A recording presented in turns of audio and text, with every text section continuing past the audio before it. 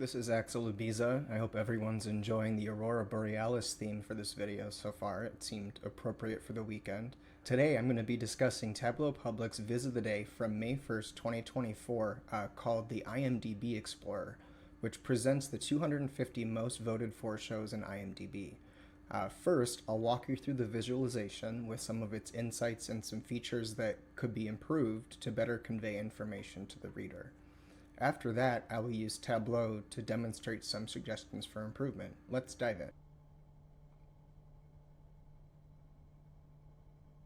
Okay, so first step, let me walk you through this visualization. I found this by scrolling through the Viz of the Day selections. Here it is. So the IMDb Explorer. The first thing I note when I'm looking at this is that there's a whole lot of explanation on the left half of the pane for a chart on the right that's lacking a few important features at first glance. First off, there's no scale on the y-axis. When you're looking at the different bubble points around the graph, you don't really get a good sense without looking at these giant tooltips of what information it's trying to convey. And that's the thing that strikes me first in terms of overall labeling and explanation. You don't really learn a lot about these TV shows from this chart. To be fair, there are a lot of really interesting interactivity features that the author included.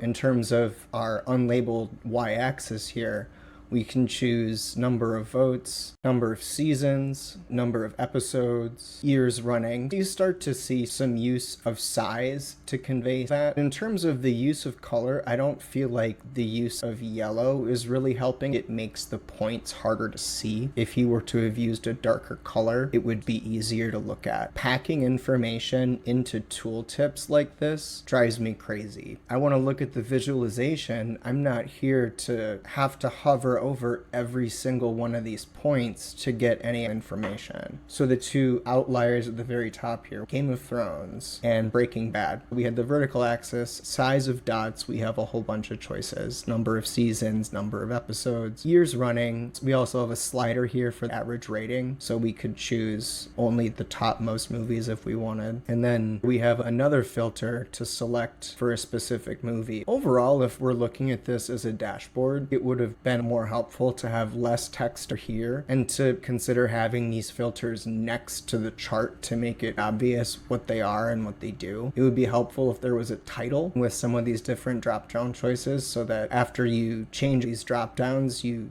still know what you're looking at without having to go review a bunch of information. And it's great that it's very interactive, but there are some basic mechanics of scales and labeling that are really lacking in this graph. The next thing I want to show you is my rendition of another way that this data could have been presented. I went onto Kaggle and found this IMDb movies data set that was movies instead of TV shows, but a lot of the same features that the other data would have had. I pulled this into Tableau. The first thing I did was pull in the movie name and the average rating into a table as a first step. Then I took the average IMDb rating in columns, sum of votes in rows, and it starts to look a little bit closer to the TV shows. Here I changed the range on the x-axis and added a ton of information into the tooltips to show that it's as annoying when I put a ton of information in my tooltips as when he does. My first thought about an alternative visualization type that could have been used is a tree map. This is the first sketch. I could have added interactive filters on the side, but I chose not to for simplicity. With a tree map, you can set